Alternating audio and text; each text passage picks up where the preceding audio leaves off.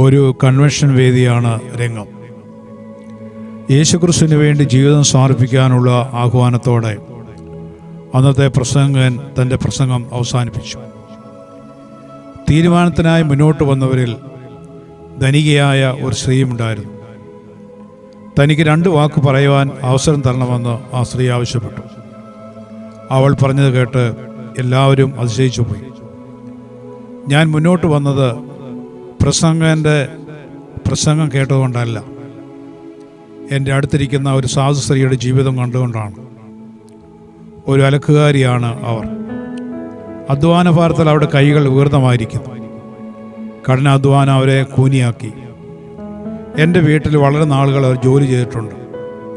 ഒരിക്കൽ പോലും അവിശ്വസ്തയായി ഞാൻ അവരെ കണ്ടിട്ടില്ല. ഒഴികഴിവുകൾ പറയുവാനുണ്ടായിരുന്നിട്ട് പോലും അവരങ്ങനെ പറയുകയോ ദേഷ്യപ്പെടുകയോ മുഖം കറുപ്പിക്കുകയോ ചെയ്തിട്ടില്ല. ഒറ്റ ശ്വാസത്തിൽ ഇത്രയും പറഞ്ഞിട്ട് അവർ ആ സ്ത്രീയുടെ മനസ്സുഖം തോന്നുന്ന മുഖത്തേക്ക് നോക്കി. എന്നിട്ട് വീണ്ടും തുടർന്നു. ഈ സാധു സ്ത്രീ ചെയ്ത നന്മകൾ എത്രയധികമാണ്, അതിനെണ്ണമില്ല. അതാരും അറിഞ്ഞിട്ടില്ലെന്ന് മാത്രം. ആരും അഭിനന്ദിച്ചിട്ടുമില്ല. ഈ ചപലമായ വിശ്വാസം ഉപേക്ഷിക്കുവാൻ ഞാൻ പല പ്രാവശ്യം അവരോട് പറഞ്ഞിട്ടുണ്ട്. എന്നാൽ ഇന്ന് എന്നെ ഒരു ക്രിസ്തീയ വിശ്വാസിയാക്കി മാറ്റുവാൻ അവർക്ക് കഴിഞ്ഞിരിക്കുന്നു. എൻ്റെ കുഞ്ഞു രോഗം മൂലം ഭൂമിയിൽ നിന്ന് മാറ്റപ്പെട്ടപ്പോൾ പ്രത്യാശയുടെ ആദ്യത്തെ കിരണങ്ങൾ എന്നിൽ എത്തിച്ചത് ഈ സാധുശ്രീയാണ്.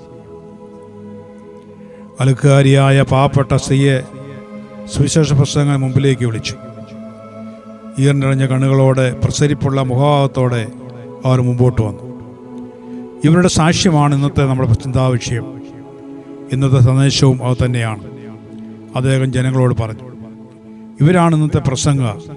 ജനം കൈയടിച്ചു ഹല്ലേലൂയ മുഴക്കുകയും ദൈവത്തെ മഹത്വപ്പെടുത്തി. ഒരു ക്രിസ്ത്യാനിയുടെ ജീവിതം ഒരു പ്രസംഗവേദിയാകണം.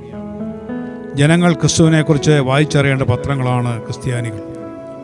വാക്കുകളോ ഭാഷണമോ കൂടാതെ ആകാശവിധാനത്തിൽ ദൈവത്തെ മഹത്വപ്പെടുത്താൻ കഴിയുമെങ്കിൽ എന്തുകൊണ്ട് നമുക്കതിന് കഴിയുകയില്ല? ആത്മാക്കളെ നേടുവാനും സുവിശേഷം ചെയ്യുവാനും നാം വാക്ചാതുര്യവും ഭാഷാപാഠവും ഉള്ളവരായിരിക്കണമെന്നില്ല. എല്ലാവർക്കും ദൈവം നൽകിയിരിക്കുന്ന മഹത്തായ ദാനമാണ് ഈ ജീവിതം. അത് ദൈവത്തിന് വേണ്ടി പരമാവധി ഉപയോഗിക്കുവാൻ നാം കടപ്പെട്ടവരാണ്.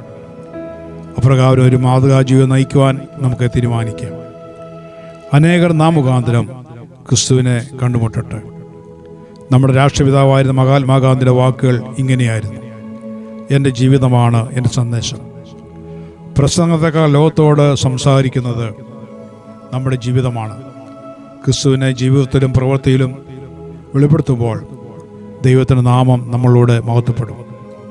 ജീവിക്കുന്ന ക്രിസ്തുവിനെ പ്രവൃത്തികളെ വെളിപ്പെടുത്തുന്നതാണ് യഥാർത്ഥ ക്രിസ്തീയ ജീവിതം.